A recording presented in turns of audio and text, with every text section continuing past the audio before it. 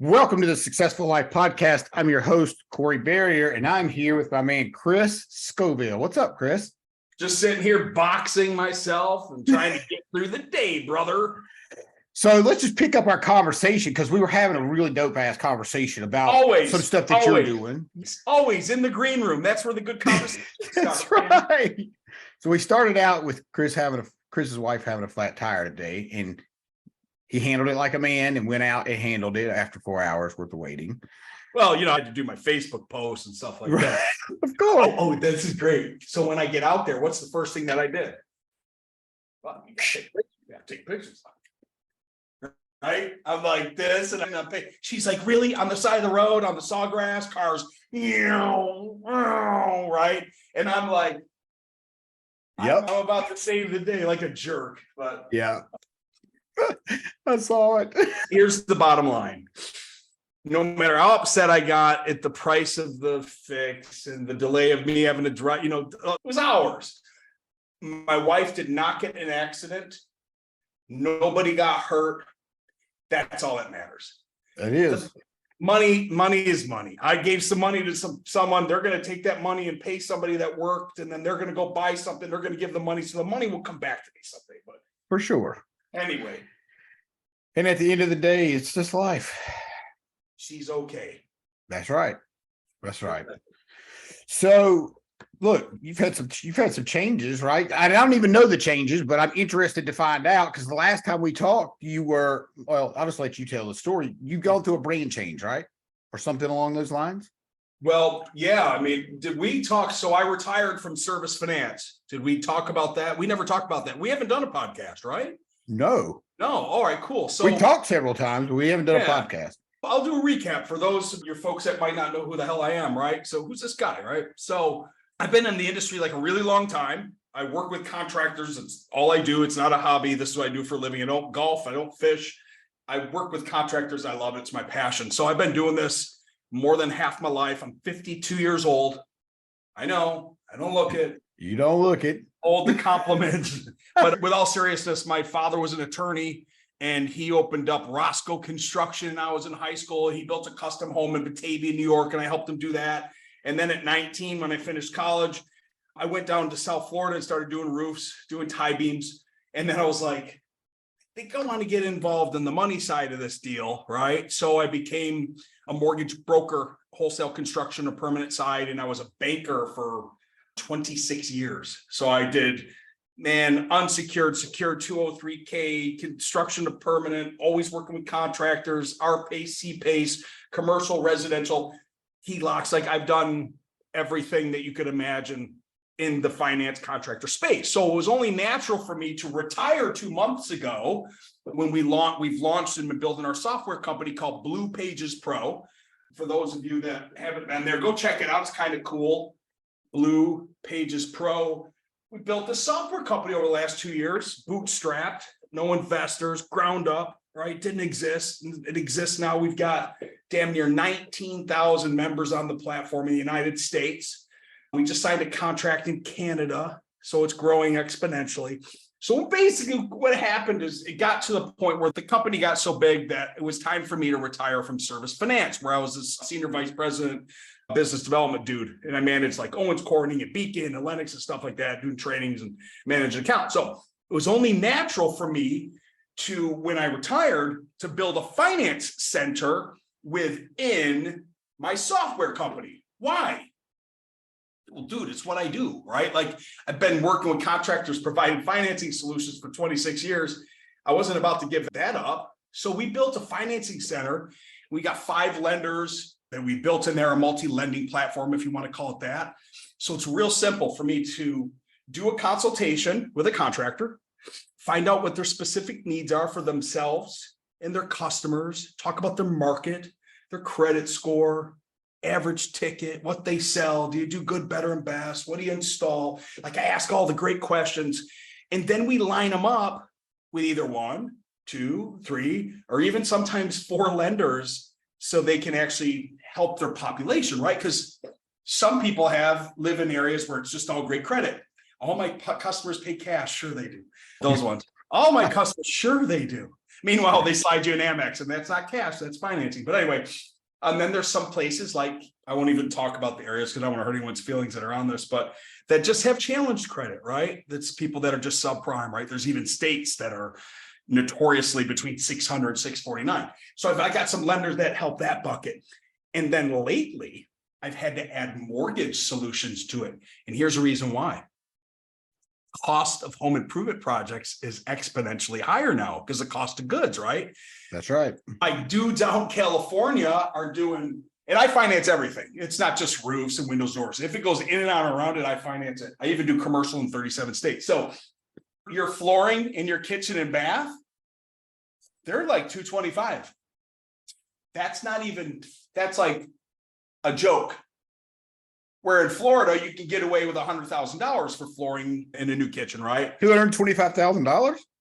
California, your average high-end kitchen is $250,000, man. So I had to add some home improvement HELOCs, so home improvement mortgage solutions to the mix. So basically, I hop on the phone with contractors. I do this. I shoot this shit. My wife gets pissed. She's like, I can't believe that you make money doing this. I'm like, well, it's fun, you know? That's why this is what I do for a living, and I don't play golf or fish because I suck at those anyway. I help bring money to contractors so they can give it to the consumer so they can buy their stuff. And then as we were talking about money earlier, the exchange, it just goes in there and out there. And then we basically put the financing tool into our software platform called Blue Pages Pro, which helps them connect, convert, create more relationships, and close more jobs. So we embed financing solutions into this really cool website, a microsite, landing page thing that helps the world go round and round. Who was, I guess, who is maybe the competitor, if there is one, but who did you kind of take market share from, just out of curiosity? I don't think we really did. So let's go into why I even built this thing in the first place. You've got your third-party lead aggregators. So you've got people like Angie, Home Advisor, Thumbtack, Modernize, CraftJack. They aggregate leads and they got so much money. It's crazy. Well, we know why they have money. Right. They sell leads. Sell leads. So they got all this money to advertise to people to say, hey, come to us and we'll fix your home. And then they basically take that data and then they resell it over and over, right? They churn data, third-party non-valid leads. And I was like, well, that's not very nice. I said, what if I built something that didn't charge for leads, a directory, right? A national directory of certified pros, contractors that have qualifications or even become a certified pro. What if I built a directory and I let the consumers go through the front door and work directly with the contractors and didn't charge anything for it? Yeah. So that's what we did. We built a beautiful national directory. It's going to be in Canada as well. We just signed a contract up there. So we built this directory that a consumer can go to Blue Pages Pro, choose the asset that they want, choose a zip code, and vet the contractors within that little local market on who they want to work with. Here's the cool thing. Algorithmically, contractors that have Platinum, which has got the new automated pre-qual system, it's a financing tool that I built into it, algorithmically appear at the top because they have a cool financing thing with multiple lendings. The Pro plans algorithmically appear under the Platinum. The Light plans appear there, and then your base plans appear there. So there is a benefit for contractors that are on the Blue Pages that are on the highest level, because algorithmically, they have the better offers to help the consumer afford the home service that kind of brings it all together. But we don't charge for leads. We want to help contractors build the sales finance tool, get it in front of consumers, help them connect, convert, create more relationships, ultimately close more jobs. And that's why we built this thing. So that's the lead aggregator side. As far as competitors out there that have directories, there's a few, like my friend Dimitri, he's got the Director II, right? Where he's put roofers and stuff in there. So he doesn't charge for leads. However, he does charge X% on the job when it funds, right? We don't charge for that, by the way. And then I think roofing.com kind of is a lead aggregator type of a thing now where you can go. And so there are some other directories out there. But to come back to why I built this with the exit strategy already in mind. And I think that it's important for anybody watching this. If you want to build a software company, a SaaS, you want to kind of pre-frame it like, what's the future state of my software company in 5 years? Do I want to still be here running it and grinding it and making a shit ton of money? Or do I want to exit and then go learn how to fish and learn how to play golf, right? So I literally built Blue Pages with an exit strategy in mind and a goal that Zillow will buy this in 3 years for 1.2 billion. Why? Because Zillow needs this. Right. Because Zillow isn't in home improvement, but Zillow needs to be in home improvement. Why? Well, because people aren't moving. They're staying put in their 3% or 2.25% or 2.5% a year, and they're making home improvements. So really would be a beautiful plugin to have this database of 50,000 certified pro contractors with financing capabilities in it that doesn't charge for leads. And it helps the contractors around the platform because they're first seen, first sight of mind, offering financing, helping the consumers. So the beautiful thing about building the field of dreams, I called it, was future state. And when I built the software from the ground up, I frameworked it that the map is on the left and the contractors are on the right. Because damn it all, when you go to Zillow, the map is on the left and the homes are on the right. So it's a natural fit that when it's fix a home, right? Find a home, find a realtor, get a mortgage, rent a home, fix a home, click, boop, you're already in the flow because the map's on the left. So I really did think it through really well. And everything I do is when I create, I think of future state. I don't think of just like right now, I'm thinking 3 years down the road, you know, how company camp showcase galleries, how important it will be for a consumer to show, tell, and sell and look at the projects rather than looking at a stale review, right? Like reviews are probably not real anyway, but you can't fake this when you click on the showcase gallery and 273 pictures pop up. You can't fake that. That's Bill from Hometown that did 276 pictures of the project of what it looked like in the beginning, what it looked like in the middle, and what it looked like in the end. And we call that show, tell, and sell because we want consumers to look at the jobs that Bill did because now they trust him because they actually looked at the work that he does. They're not just looking at a stale, Bill was great. Here's his 5-star review. Anita. Come on, Anita. So let me ask you this. So if I go in and I'm looking at to remodel a kitchen, you just mentioned that. Yeah, because I'm doing it right now. Right. You were doing it last time we talked. That's pretty sure. Dude, it's still going on. So if I go in and I click the finance button, Blue Pages, and I'm going to get, and it says you're qualified for $50,000, right? Yeah. Yep. And I want to buy a remodel, and I'm going through and I'm picking out what it is I want to do because there's an online tool, let's assume. How does it spit out like, okay, does it spit out monthly payments? Does it spit out the total? How does that work? Because the total, I imagine, would scare the shit out of people. Yeah, it could. That's why, the best contractors are presenting at the point of need or the point of sale, right? So let me illustrate. So if I am a contractor and do you want to sell a $50,000 remodel? Sure. Okay, cool. So Mr. and Mrs. Smith, we're here and I've done the demo and I've explained how awesome our company is. I've showed them our work. I've show, tell, and sell. We explain what the process is and how great we are at it. And it gets time to put the contract down. Well, I don't know if I want to spend 50,000. I want to qualify for 50, cool. but I want a kitchen is probably going to be 25. Cool. All right, good. So your want is 25. That's your budget. Yeah. Yep. 25. So yeah. Here's the APS system. It's called the automated pre-qual system that I built. Okay. This goes on a Blue Page. So it's going to take the customer's information, what their stated income is, no social security, by the way, and what their loan request is. And they're requesting 25. No, 50. They're requesting 50, but they think they're going to spend 25. Either or. Let's just say 25. Okay. Because I'm going to show you how it works. So let's say that they ask for 25. We already know it's going to be double. Who cares? The system doesn't care what they ask for. It's just the data. So now I know what they make. I've got their income. I'm going to run a soft credit pull, and it goes through the system. And now I can pull out their credit score, their debt to income. I've got margin integrity built in there, and I've got their debt to income, and they've asked for 25.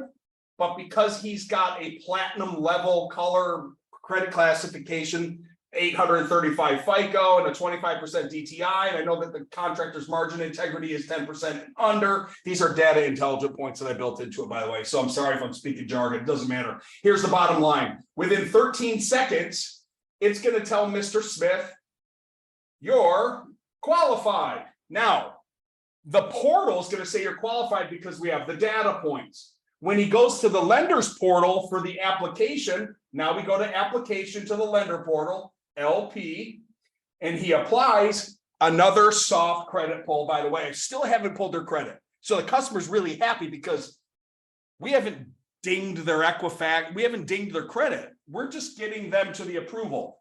So now we go to the lender. We've got multi-lending platform and we apply. Congratulations, Mr. Smith. You're approved for $50,000. Whoa, I don't want 50. That's fine. I'm just letting you know what your max approval is. Okay, good. You know, because shit happens, right? My granite counter was supposed to be 12. Guess how much it cost me? 17.5. Wasn't 12. Contingency, right? So here's the cool thing. Now we break it down and reverse engineer. This 225 is going to cost them $114 per that. Let's say it's $238 per month for that 25,000. All right, Mr. and Mrs. Smith, I've got your, now we've got the contract. Here's your contract. It's $25,000. Were you ready? Here we go. This is the best part. Were you going to be using your money or would you like to use some of ours? Well, my AC went out 2 days ago after we talked, and I'm curious if I can add that in that 25. Absolutely. I mean, is or this into the 50. I mean, yeah. Is the general contractor an air conditioning engineer? Can you sub it out? I don't. Let's assume he can. Let's assume he's a GC and he can sub out the HVAC. So we got $25,000 for the remodel. We got another 10 for the HVAC. We're at $35,000. It's $114 per 10. Congratulations. Would you like to use your money or would you like to use ours? And how often does that happen? But how often does it happen that people go over what they anticipate because of that 50? 80% of the time. I figured. I think so too. Yeah. Dude, like think about how you buy. Yeah, of course. Hey, forget we're even talking. When you go buy a car, you have high expectations that you're going to spend X until you find out that you got approved for Y. And then you do what? You upsell yourself like that. You'll go from a freaking $605 a month payment expectation to $749 in a heartbeat. Because why? Emotion, technology, you wanted the horsepower. I did an article once years ago on how many Hellcats or Challengers or Chargers, whatever. How many models they made. I did an article on this. I think it started at like SXT and it went up to Super Demon or whatever. Like they've even got brake code. Like they have like 33 models. So you go in to buy the XT because it's got the Challenger model until you go, well, what are people going to think of me when I show up to the intersection in a 6-cylinder car? Shouldn't I really have one that roars? Dude, and you'll bounce yourself from a $605 monthly payment to $749 just like that. And you don't care because why? Well, here's why. Because it's the monthly payment that you're really buying in when it comes to anything.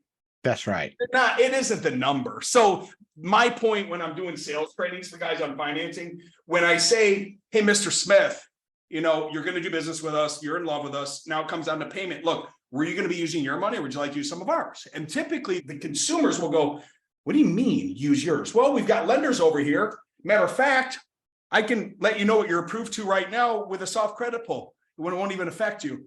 And payments on this thing are going to be anywhere between $114 to $135, depending upon your credit. But we won't know until we do a soft credit pull. Want to move forward? And they're like, oh, geez, yeah, because I don't want to take $10,000 out of the bank. Right. Especially these days. And there's no prepayment penalty. Would you like that on a 12-month, same as cash, no interest? Or would you like to pay it over time with no prepayment penalty? Which one of those two options will work better for you?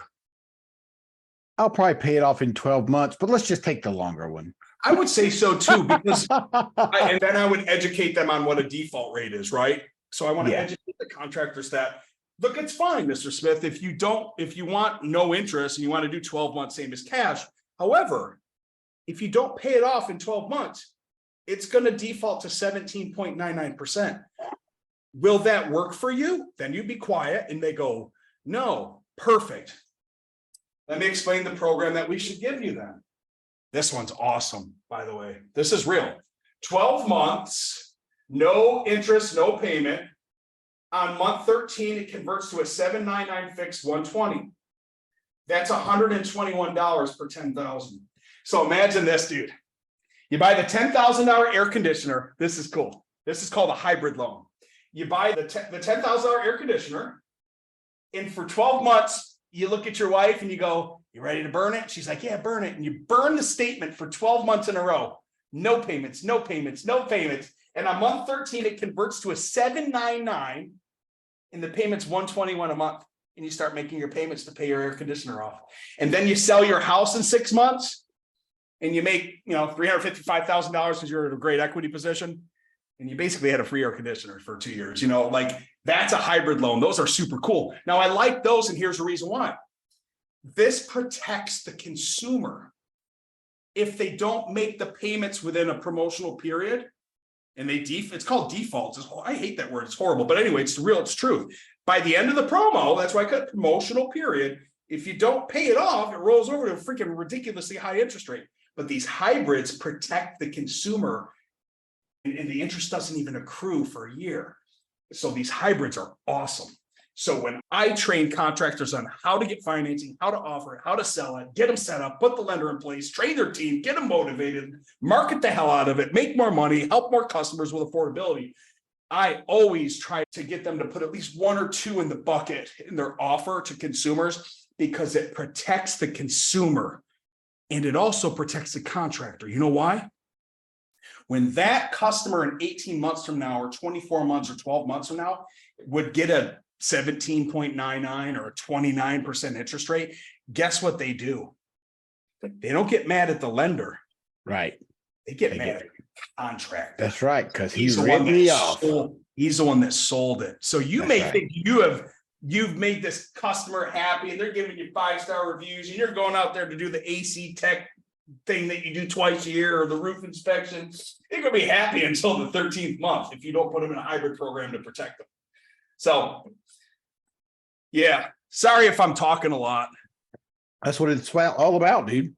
Well, I know, but podcast, you're supposed to, you talk, I talk, we talk. I just talked for 30 minutes straight. You probably been on a lot of podcasts where the host just talks over you, and I just don't do that shit. No, I was on one once where I wanted to get up and walk out, though. I'm sure. The guy was snorting cocaine. He was acting erratic. It was Damn it, Eric O'Bram. What the fuck was he? Oh, it wasn't Eric. I know that. I know. Eric's my boy. I was on the phone with him today. We were cutting it up. He is such a good dude. I was just with him in Houston. I made him come have dinner with me after he spent like 3 days doing really grueling activities. I made him come have dinner with me, and then I made him pay. But I think that we recruited a guy while we were at dinner that he could hire. So it was kind of a wash. Sounds like it. The waiter was awesome. I told Eric, I go, dude, you better hire this guy or I'm gonna. If it wasn't for Eric, I wouldn't have got back in to AA. Yeah. Like it, that dude really he spoke into my soul. Yeah, we talk all the time, man. And I was on his show sharing my story, right? That's how I know you. Yeah.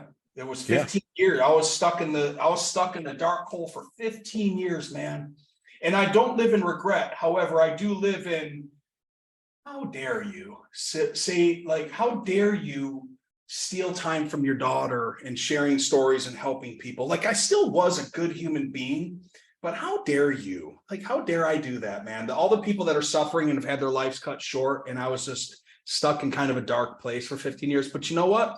The only thing that I can do right now is do what I'm doing right now, moving forward, because I can't go back there and fix the person that was staring out the window paranoid. No. Only thing I can do is say, hey, man, Here's my story. Do you need help? Lean on me, man. I love you. You can get through this. I'm here to help you. But I can, like my wife is reminding me, because I've been very stressed this week. Kind of had a bad week. I'm not on. And she reminded me of why I'm doing what I'm doing with my business, why I took the risk, why I went all in, why I burned the boats, why I walked away from a $350,000 salary and went to Backtown to ground zero, building a software company up from nothing, bootstrap, no investors. Because I want to help people and I want to give back and I've got a passion to do this and I'm going to do it. So anyway. Well, yeah, dude, I get that. It's, not everybody's like you and me. Like, not everybody can hold on to the dream of building something, the grind of building something, the constant ups and fucking downs and smacks in the face. Like, it's something that it's hard. I don't give a shit what anybody says. Let me ask you, do you have a good circle? Like, do you have a guy that you can call and go, bro, I'm getting my teeth kicked in today, man? 100%. You do. I do too. I have a really good group of circle. And you know what? I know they're not going to think less of me as a man. They're going to go, bro, I've been there. It's okay. It's normal. It's a roller coaster. You're going to get through it. Keep pushing. Keep climbing, man. Like Joel, keep climbing. So here's the thing, though. I've had that circle for a long time, except for I wasn't honest. Yeah. I wasn't honest enough to call and say I was getting my teeth kicked in. Yeah. My ego and my pride held on to the fact that I didn't want people to know. Yeah. And that's worse. Do you think that we're and I'm not talking about fake vulnerability. That was big in like 2018, 2019, when everybody was coming up, like Sean Whalen was coming up with a story to tell everybody about how he had a gun in his mouth. And it was really big to be fake vulnerable and really play off of it. I think that there's a movement happening right now. Number one, I think Christ and God and Jesus and faith is coming into our space stronger than it's ever done. But I also think that people are being really vulnerable and honest now about, hey man, things aren't that great. I'm suffering from this right now. And I think that there's a movement that's happening, because I've had more honest conversations with people that are just like, bad month, man. It's all right. And I see it and I hear it and I love it, because we still know that those gurus are out there on the rented cars all over. They're kind of going down a little bit now. I think there's more people that are just like, hey, I'm self-employed. It ain't always fun. It ain't easy, but I know that I'm doing this for a reason. So I love it. I had to stop following all those people. I had to stop fucking with them, because, and back to let me get into the Christ thing really quick. I didn't know Christ. I thought it was, I've always prayed to God, but somebody pointed out something really important to me. They said, everybody believes in God. Everybody believes in God. But and this is kind of how he put it to me. It's like, your ego will allow you to pray to God, but your ego won't allow you to kneel before Jesus. And he was 100% correct. And so I got saved, I don't know, probably 3 months ago, something like that. And I can't tell you that I'm not walking in the valley of millions of dollars since that happened, right? Lots of things have changed, but one of the main things that's changed is I have the ability to be honest with people. Yeah. And that is powerful. Oh, it's massive. It's awesome, because there's nothing better than it. It's like you sleep so well at night because you're not living this fake imposter and real. People talk about imposter syndrome. I'm like, stop. Right. Just full of shit. You're not being an imposter. You're being like real. And I think that being real and sharing and helping is like it's like cool now. I agree. It attracts a lot more. Your circle is really an awesome circle once you start being really honest. And I find it really powerful now that if somebody isn't right for me and I know it, I just get them out of my circle now. And I don't even think about it anymore. And sometimes I'll do it if I find that I'm following somebody to not be a champion of them, and I'm following them to see if I can poke holes in them, I'll even separate myself from them because it's wrong for me to do that. And I don't know why I would go to that person's site to be like, I wonder if he's doing well or not. And that's telling me, well, do you want him to do well? Are you a champion? or are you going over there to see if he's failing? And I've taken some people out of my life because it's wrong for me to think that way about them.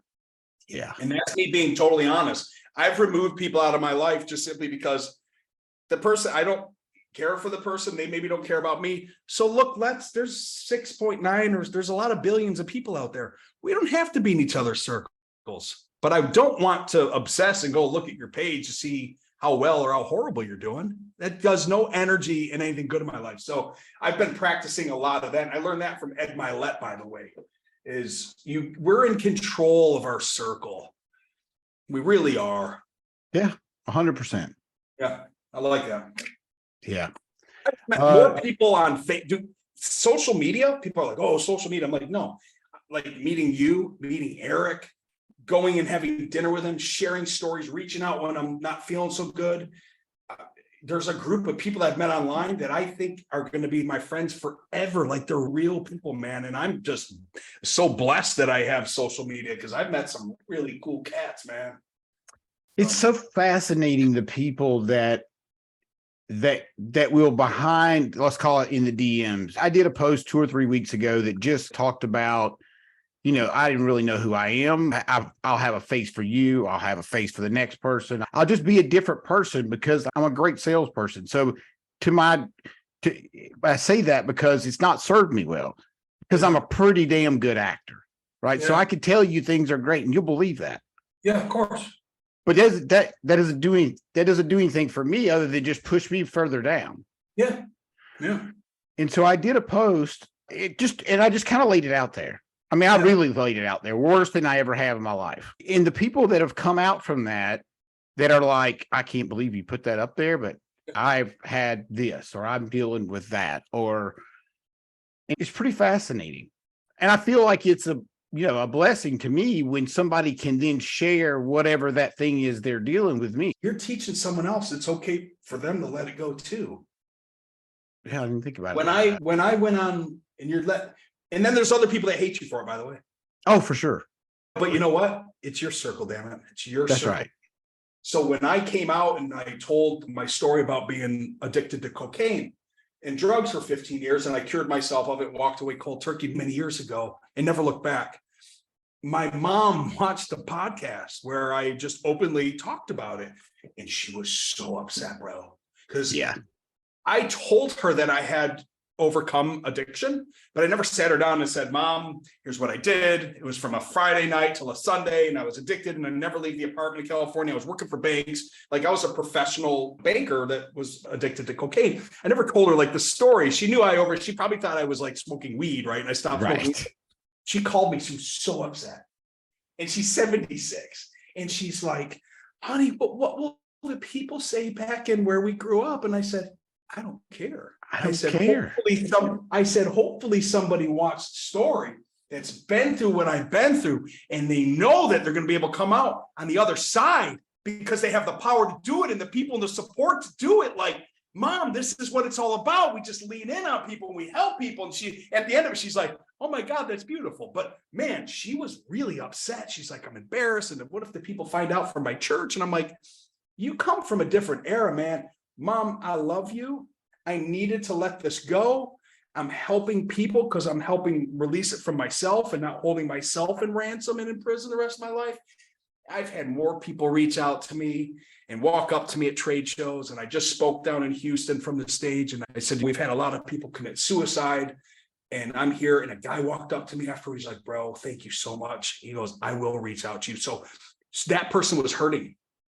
And I didn't say that from the stage.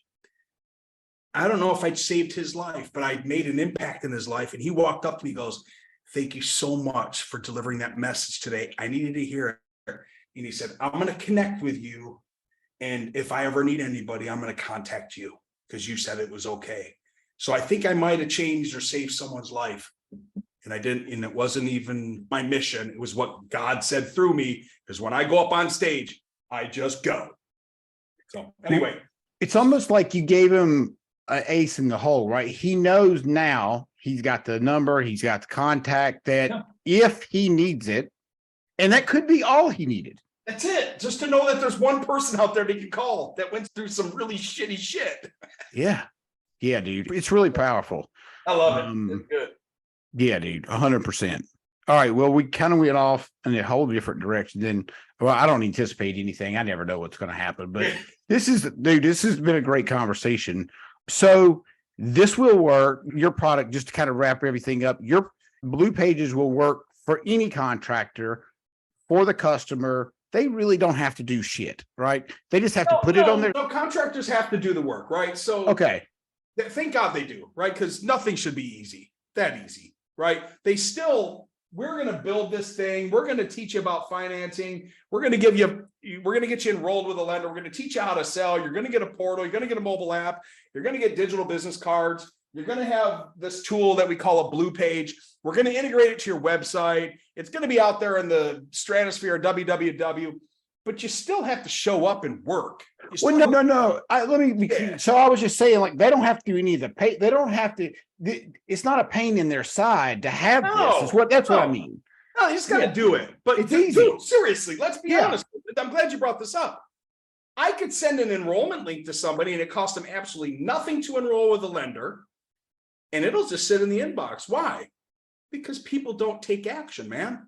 They need it. They want it. They know they have to have it because they got customers that want affordability. And I'll send the link to them and I'll get them inspired and excited to do it.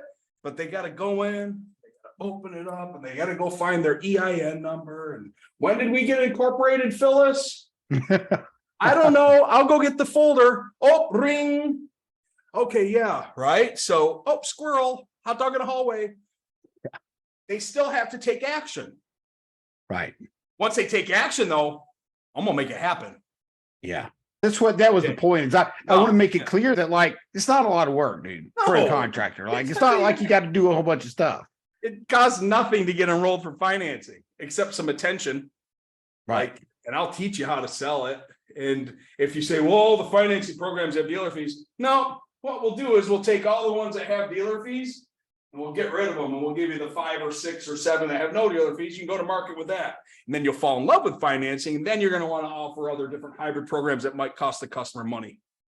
They're like, well, I don't want to pay the X number of percent, but you're paying 3% or 4%, whatever it is, to Visa every time. Like, yeah, so you're already paying a fee. Let's talk about that for a second. I love it. So me. you go into Macy's and you want to buy your wife a purse. Okay, and the purse is hanging on the wall. Here's the purse. That's the purse. And you take it down and you walk up to the lady and you put it on the counter at Macy's and you lean in and you look at the lady and you go, I'm going to buy that for my wife. I'm paying cash today. So here's the deal. It says it's $1,000, but I'm paying cash. So I want you to give this to me for $700. And the cashier, she's this young, cute girl and she's 19. And she looks at you and goes, okay, that'll be $1,000, sir. That's my point. So this purse from Macy's has dealer fees built into it. Here's the reason why.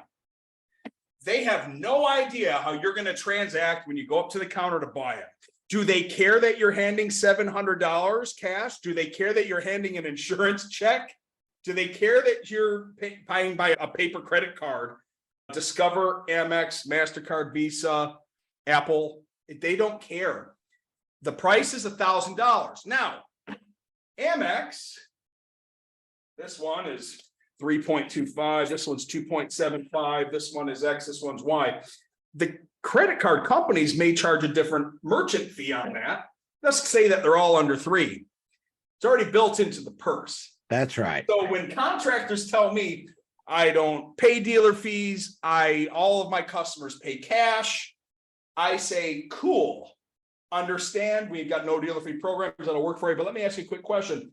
Do you accept credit cards? And they'll go, absolutely, been doing it for years. And I go, awesome, because we have services for that too. But no, I'll say, great. How much are you building into your retail book now when you do a credit card?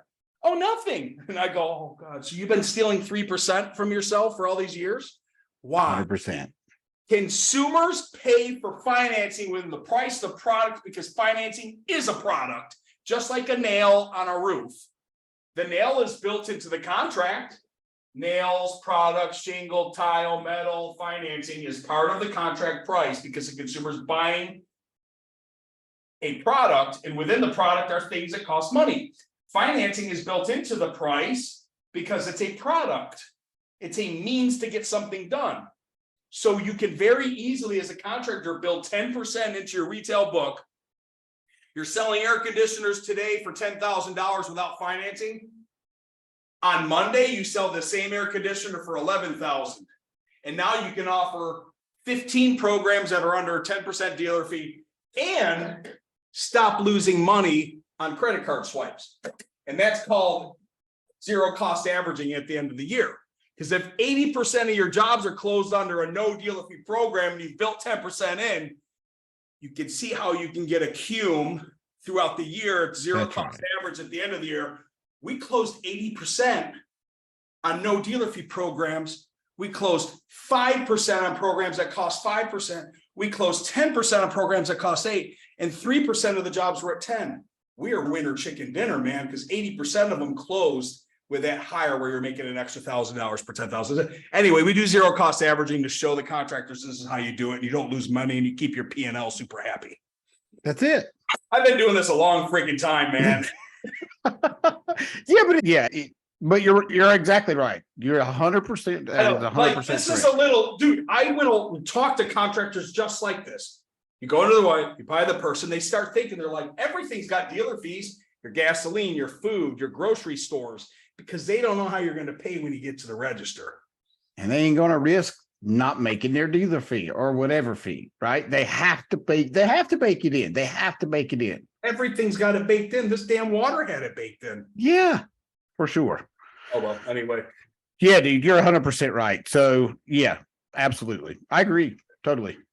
All right, Chris, where can people find you, my man? Where can they find Blue Pages? I probably should probably get like a link from you. Yeah, it's cool. I'll send you a link or something. And Blue Pages Pro, just visit the website and that's us. If you're on the social medias, like Facebook, I think I'm under Christopher Scoville. Can't miss me. I'm bald and I'm ugly.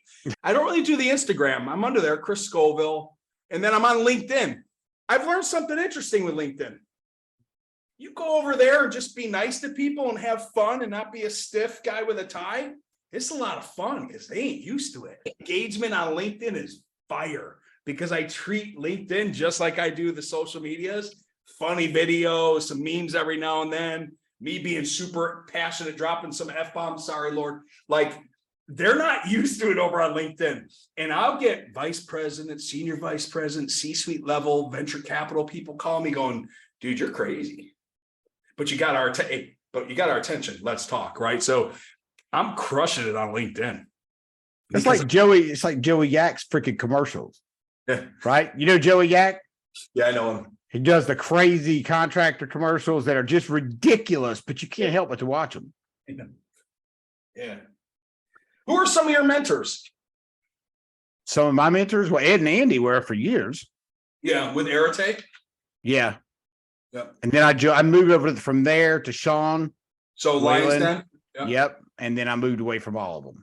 Yeah, I'm on that path. And it's not that I have anything against Ed, Andy, Sean, Ryan, Stewart. Like, I've got nothing against any of them.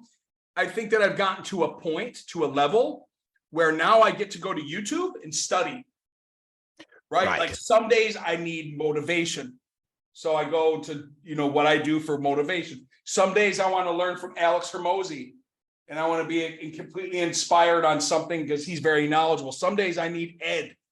I need Ed in my ear. Some days I want to go back to 2017 or 16 and hear Andy. I get to pick who my mentor is now. But I'll tell you what I have done. I've eliminated a ton. Yeah. I've learned who's real, who's not real, who's copying people, who's regurgitating their stuff over and over again. And it's really easy to see the fakes now. And like Jay Abraham, I love Jay Abraham because he's so old school and he doesn't even know what it is to be fake, right? Like Dan Kennedy, some of the guys that just wouldn't even know what fake means. I like learning specifics now. So I think after I'm done with Arate this year, I'm done with coaching. Yeah, I listen to a lot of books. I probably listen to at least 2 books a week, and I always listen to them twice because I have ADHD. And do you listen when you work out? Yeah. Do you take notes? No. That's why I listen to it twice. So you'll work out and listen to a book? 100%. My wife, she's like, how do you work out listening to podcasts? I go, this is the only way to do it. What are you talking about? Yeah, like music just seemed like I a waste listen to Taylor Swift when I'm programming. It's so funny, dude. Like I've just shifted. Like if I'm not on a call, I want to be learning. I want to be learning how to get better because shit's moving so fast. Like, no, I need to be smarter. I want to be smarter. And the only way I know how to do that is to listen to books. Isn't it interesting? Like when I was in high school, I couldn't care less about learning. And I'm Absolutely 52 now, and I'm addicted to it. I'm addicted to learning and podcasts. And it's weird. I go through cycles where I'll be listening. And then like just this last week, I've been through some rough, like some anxiety and some stressors, and I'm letting things get, I'm like, okay, I can fix this. So maybe I'm praying a little bit harder, or I'm listening to Elevation Church, or I'm listening to the motivation stuff, and it's getting me out of it. Right. And then next week, I'll probably be back up on my high level of awesomeness. And I'll be like back listening to Alex Hormozy, learning some business shit. But I like the fact that I've gotten dialed in on who I listen to and who I learn from now. It's cool. So I want to ask you about a book. Do you listen to books? No, I read them and write notes. That's why I asked you to take notes. That makes sense. All right. So I'm going to give you a book next time. And look, I really think you will resonate with this book. It's Give it to me, brother. I'll write it down right now. It's called Ragamuffin Gospel. And, Okay. it's called Ragamuffin Gospel by Brennan Manning. And the gist of it is, it's a guy just like me and you who got to the top. He was a preacher and ultimately fell, right? And he goes through, it's a biblical book for sure. Yeah. It's one of the most powerful books I've ever read or listened to. Gospel. I love it. There's a movie about it actually. So there's also a movie that's excellent. I'll Google it. Yeah. It's not called Ragamuffin Gospel. I think it is. Just Really? look up Brendan Manning is the guy's name. The guy, I'm trying to think of the name of the song. It's amazing something. God's amazing God. Amazing God. I have terrible. Your voice is freaking horrible. Yeah. Do you know what I'm talking about though? Yo, but you really sound good. Like you're a real good salesperson, but your voice is horrible. How do you It's not really good. I don't know, dude. It's not very good. Not very good at all, dude. So it's a song. They play it in church all the time. Like you'll know it's called Amazing God or something like that. When I'll look it up. Hear it, when you hear it, you'll be like, oh yeah, I know exactly what he's talking. But this guy is the one that that performed that song or created it or whatever. I would assume he's reggae because of Ragamuffin. No, he's got his rich. What's rich? Ragamuffin is reggae though, isn't it? Ragamuffin. It's ragamuffin like dish rag sort of. Interesting. You really did a good job at hanging it out there to get me all peaked up on this. So when we hang up here, I'm going to go look. I'm going on the Google because that's good. One thing that you won't find on the Blue Pages Pro is Ragamuffin. Yeah, that's right. It'll be a good book, dude. All right, I appreciate it. I will check it out. Thank you, my friend. I appreciate you. Thanks for having me on, man. This has been really fun and energetic, and I needed this today. I appreciate that, my friend.